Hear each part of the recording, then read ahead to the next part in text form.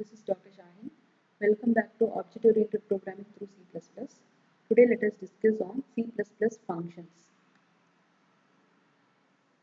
So functions, before that let us give an overview of the topics that we are covering today. So we are discussing on types of functions. We have standard function and user-defined function. Then C++ function structure, that is function body and signature, declaring and implementing C++ functions. Then sharing data among functions through parameters, which is can be a value parameter, reference parameter, or constant reference parameter. And finally, scope of variables. Scope of variables are limited to local and global variables.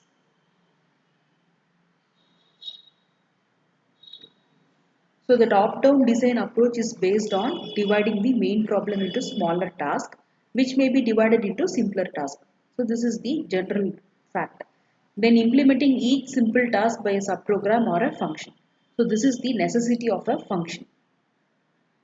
So a C++ function or a subprogram is simply a simple C++ code.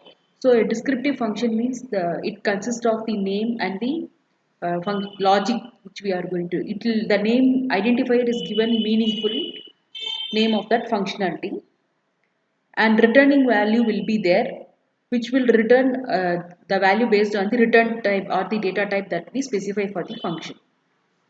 So these are the concept of function. So the main content is top-down design approach is based on dividing the main problem into smaller tasks. So which can be again divided into simple tasks, and each simple task will be implemented, which is referred as function or a subprogram. So in this C++ standard functions, this C++ language is shipped with lot of functions which are known as standard functions. So these standard functions are grouped in different libraries which can be included in the C++ program. So for example, if we want to use mathematical functions, then we will be using hash include math.h library function. Similarly, character manipulation functions can be done with ctype.h library function. So like this, whichever we are dealing with, that respective library function can be included in our program.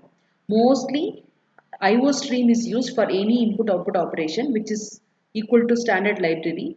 And there are some limitations depending upon the hardware platform, which may or may not be used based on our OS and compiler.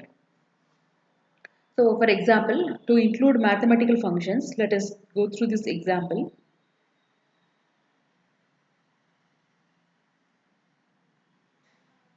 Actually, this is user-defined function.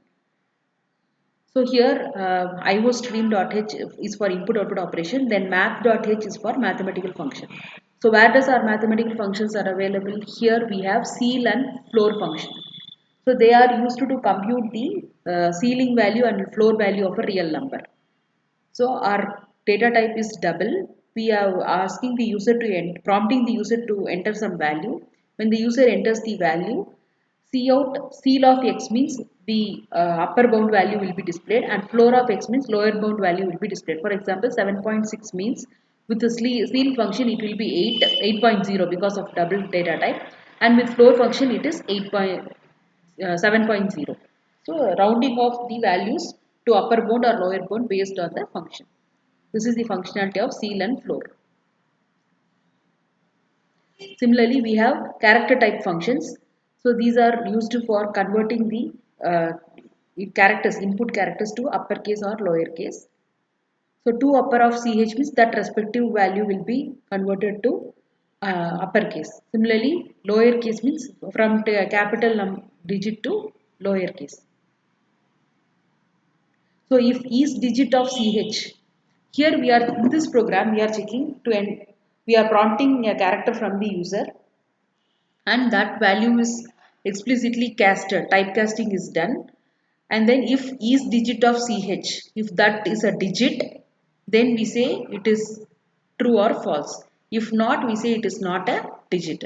So but in our input array we have given an input of x is not a digit, so our output is x is not a digit. Suppose if we give 5 is a number, it is checking whether that is a integer or digit. So here in the before that if else statement, we have taken typecasting to change whatever input was given from the user is typecasted to char data type, because C type will deal only with characters. So that is the reason this explicit casting is required. So here the input is 5, then that is also converted to string, but for our representation the output is 5 is a digit that is printed, but the compiler will analyze it in terms of string. So to define a user defined function, we have lot of functions. So C++ provides users with a way to define their own functions, which are referred as user defined function. So math.h is a library which is standard function that allows user to round a number to its ith digits. That is, we must declare and implement this function by ourselves.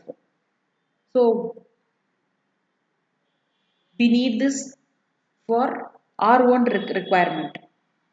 So preferably two steps are required in doing that. That is, declare the function signature in either the header file or before the main function of the program, or we can implement the function in either implementation file or after the main function. So these two steps are required for user defined function. Before that, why do we need a function signature? This is required for two things. One is information hiding, that is encapsulation, and function abstraction. So if we want to create our own library and share it with our customers without letting them know the implementation details, then we should declare all the function signatures in a header file, that is .h file, and distribute the binary code of the implementation file. For abstraction purpose, by only sharing the function signatures, we have the liberty to change the implementation details from time to time. So this will help us to improve function performance and make the customers focus on purpose of the function but not its implementation.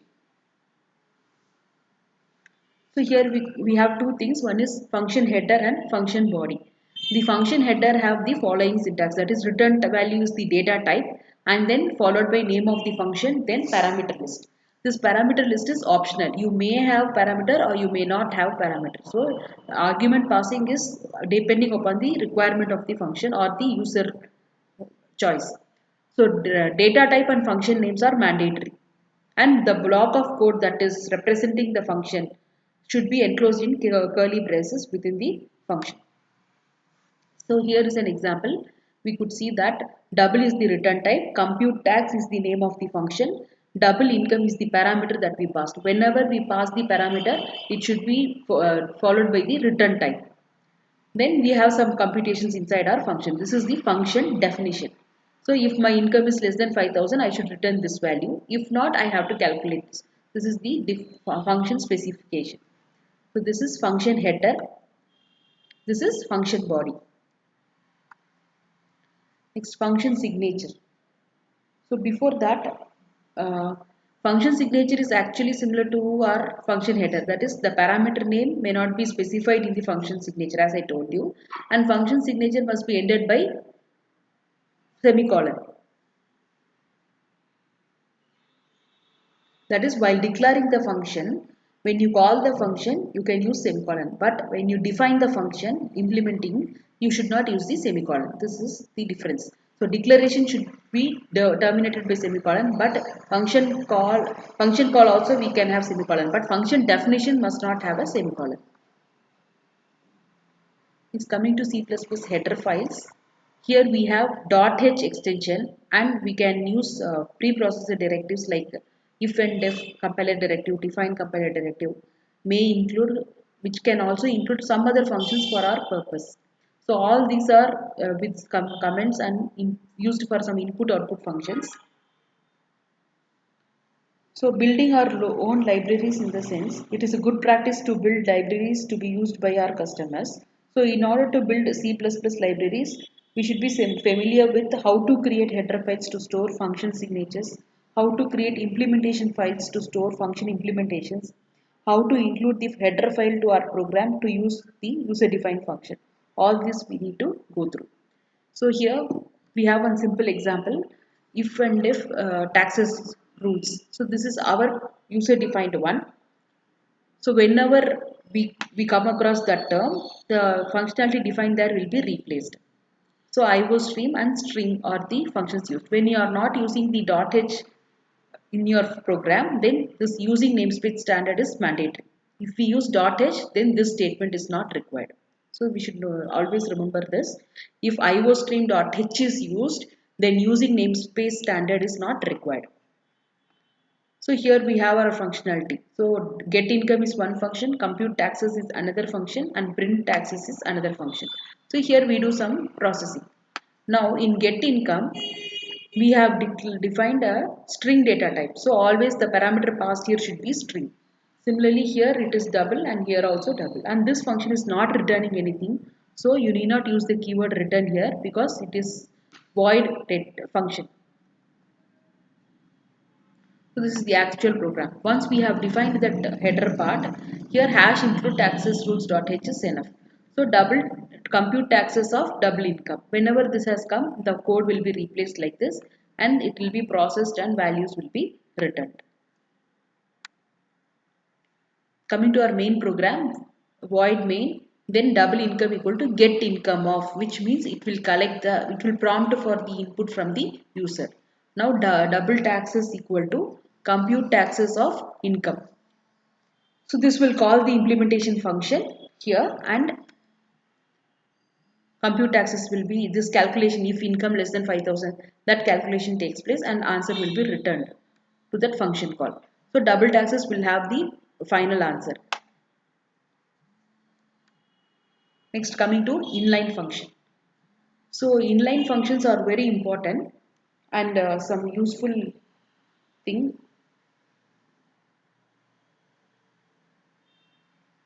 It's a powerful concept actually, and it is commonly used with classes. If a function is inline, the compiler just places the copy of the code of that function at each point whenever the function is called at the compile time. So any change to an inline function, we could require all clients of the function to be recompiled because compiler would need to replace all the code once again, otherwise it will continue with the old functionality. So to inline a function, we have to place the keyword inline before the function name and define the function before any calls that are made to that function. So the compiler can ignore the inline qualifier in case defined function is more than a line. So it should be just a single line, otherwise it will not consider. A function definition in a class definition is as an inline function definition even without the use of inline specifier.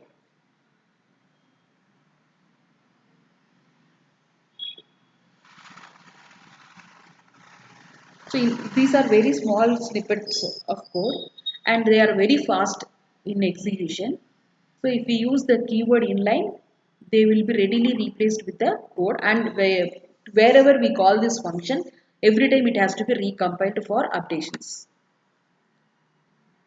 So Boolean odd, which means if x value is mod 2 equal to 1, then we say it is an odd number. So to check odd number, this inline function, just by calling bool odd of that number, by passing the value, we need not write this code everywhere. Automatically it will generate us the output. Similarly for computing distance between 2 points, just by calling this function our output, we may get the output. We need to just pass the input 4 values, then output will be returned. We need not replace this code everywhere once this is defined as inline. Similarly for factorial, this compound statements we need not repeat just by using this inline function. Next, coming to function overloading. Function overloading, as we already discussed about polymorphism concept, taking more than one form or the ability to take more than one form is called overloading. So overloaded function is that which can be defined with more than one form with different data type and signatures. Signatures are nothing but parameters. So we have the function name called max. In my first block, I have given two input and I'm just verifying whether it is maximum of two numbers or not. That is x is greater than y means return x, otherwise we'll return y. Similarly, I have done the same function with double data type. So one is for integer, the other is for float. But same function name is used in different ways. Just if you change the parameter and data type, then it is another form of that function. But the function name remains the same. This is called overloading. Then sharing data among user-defined functions. It can be done in two ways. One is using global variables and the other one is through function parameters. Global variables is difficult, but passing through function parameter is easy with the help of value parameter, reference, that is call by value, call by reference, and constant reference parameters. These are the three things. As we all know that C++ variable, it is used to hold a value and it can be an identifier, and we have certain rules for that.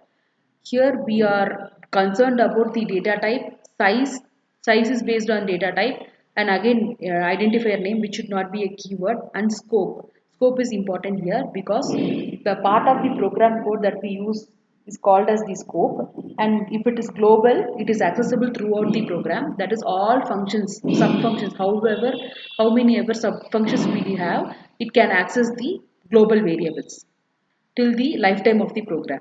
Whereas local variables means only the function that is declared inside a function can use it. Outside the function it is not at all accessible. So the duration of its existence is the lifetime of the program. So global variables are executed till the end of the program, whereas local variables are active only within the function in which it is declared.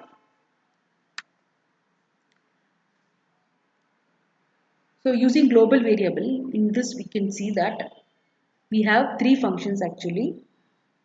One is F1 and F2. Two functions and main function. So three functions. So our program execution starts from main function.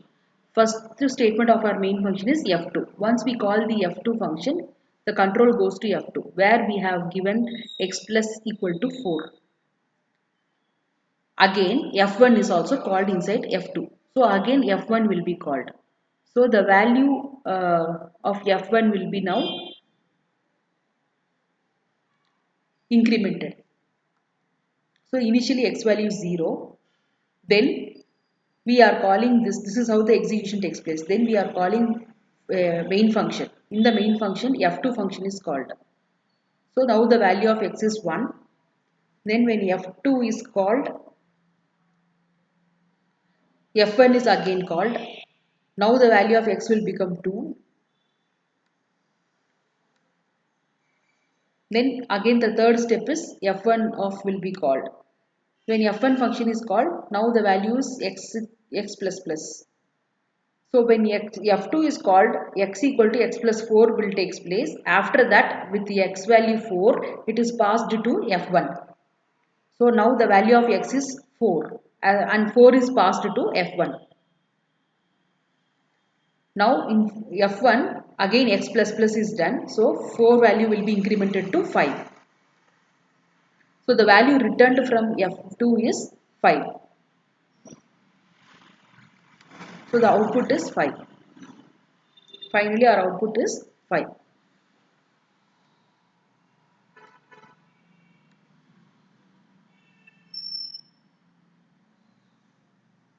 So if we use inline function there, x value is 0, the inline key will instruct the compiler to replace the function call with the function body.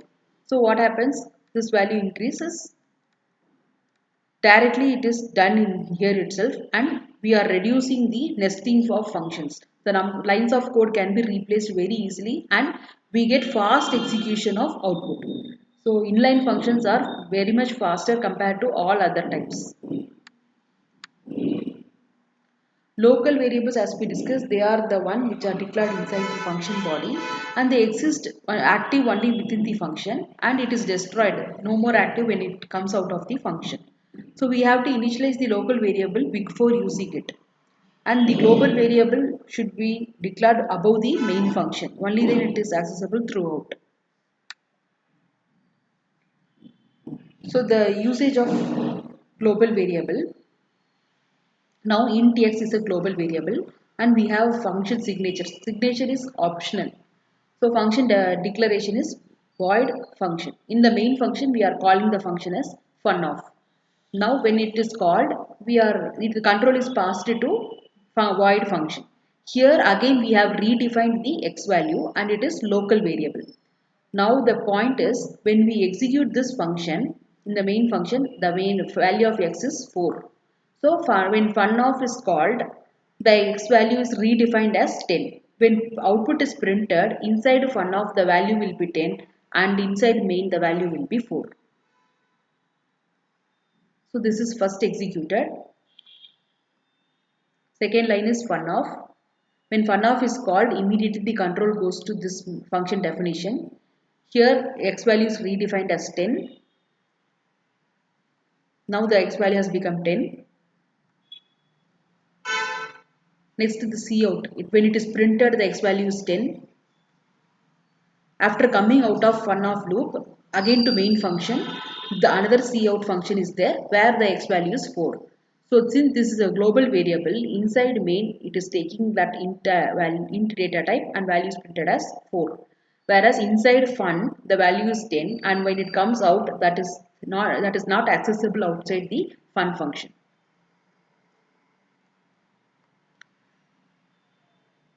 But we have some problem with using this global variables. The bad thing about using global variable is it is not safe. If two or more programmers are working together in a program, one of them may change the value stored in the global variable without telling the other. So who may depend in their calculation on the old stored value. So when you work in a network, this problem occurs. So it is also against the principle of information hiding, that is exposing the global variable to all functions is against the principle of abstraction since it gives all the functions the freedom to change the value stored in the global variables at any time, which is unsafe. The next thing is function parameters comes in three flavors, that is value parameter, reference parameter, constant reference parameter. Value parameter means we will be passing the value of the variables, whereas reference parameter means we will be passing the address of the variables. So with reference parameter we tend to change the original value, whereas in value parameter only the copy of the value will be passed, so original value is not disturbed. Constant reference parameter is similar to reference parameter, but we cannot change the value here because they are preceded by the keyword const. So with value parameters, we can use this method like int max, int x, comma, int y. So x and y are value parameters. When you make the function call, max of some values whichever we are passing that will be passed. That is the copy of the value will be passed, not the actual value. When the function call is made, then if you are trying to give the value, some other value there inside function definition, that will be copied respectively and that will be deflected. But the original value 4 and 7 will remain unchanged. So they are having the local scope and it does not reflect on the original value. So in this example, now the value of x is 0 initially. Next, inside a main function, now we have defined the function as x equal to 4. Then fun of x by 2 plus 1. So the output here will, first statement is this, second is fun of x by 2 plus 1. When you are doing x by 2 plus 1, you are unable to pass some value, that is 4 by 2 plus 1, which is 3. 3 value is passed. So like this the value will be passed as parameter. Next, third, cout x, which means the 3 will be printed out now. Then we are incrementing the value with 5, which is 8. Now it becomes 8. Then after the function definition is over, again the control is returned to main function where we are printing the value. When we are printing here, the value is printed as 4 instead of 8 because that value is local to that function. That x equal to x plus 5 functionality is local inside that function. It will not reflect on the original main function. Next is reference parameter. So as we saw in the last example, any changes in the value parameter don't affect the original function arguments. Sometimes if we want to change the values of the original function arguments or if we want to return with more than one value from the function, then we can use reference parameters here.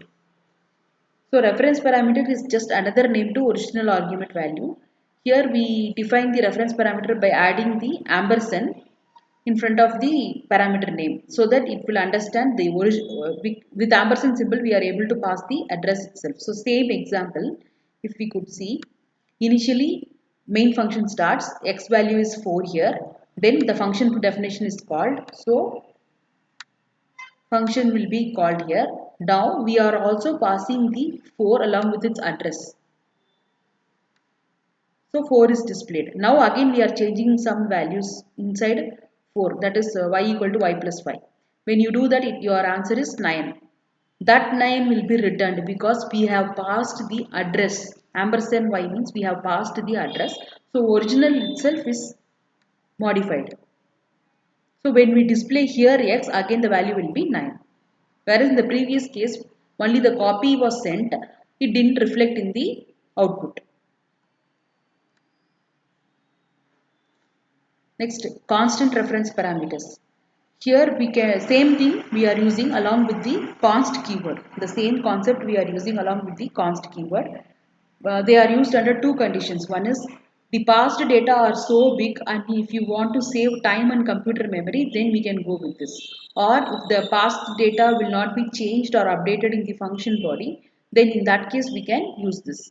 The only arguments accepted by reference parameters and constant reference parameters are variable names. So it will be a syntax error if we pass the constant values and if we try to change them, then output will not be obtained because it will report us an syntax errors, because the keyword const, if it is used, the values remains unchanged. Thank you.